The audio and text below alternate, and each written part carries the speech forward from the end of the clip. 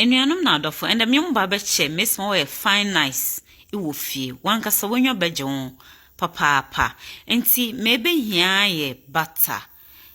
either do salted anade onye salted enti e use salted oya e pa man fa nchinungum anaso de nchinungum akatikitikitikiti bi en sande cheese no so nchinugum ena ebe use cheese e baasa so butter na ebe nya bi wo shops akase vanilla so na ebe use nchefu e baasa ena afisu sweetener and abotume use sugar amemindi sugar inti me use stevia sweetener butter na botume enye bi wo shops akase ana malls ana ShopRite okay inti ebezin kan eze ye ne nchefu ebobo nchefu ni na egu blender inti mehia ye o blender inti ebo nchefu 3 ni na egu blender ne mu na afiso ye de en butter ereba abakan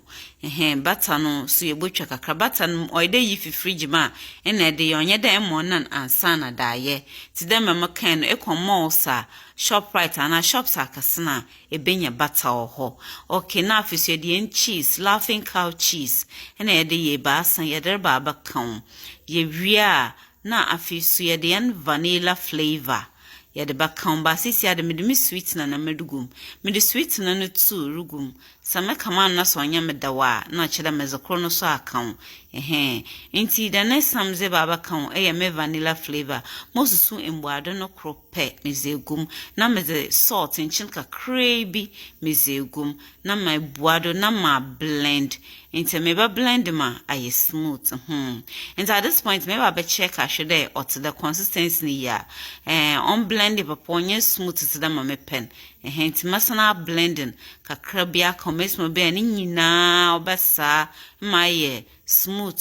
fefe to make command ma chile si chine to dan me command na chile sweetener na onya ahibia nti mezokro na asana kan na mesan a blend the biom enti on na anyin ye wie ma kan de bo we egu o contain na dash freezer for 2 to 3 hours and abotuma ya na far kada na dash freezer de bechen na aye fanti me fi freezer men on ni mountain there ice cream na FanIce no e de she fridge ma onye ice block din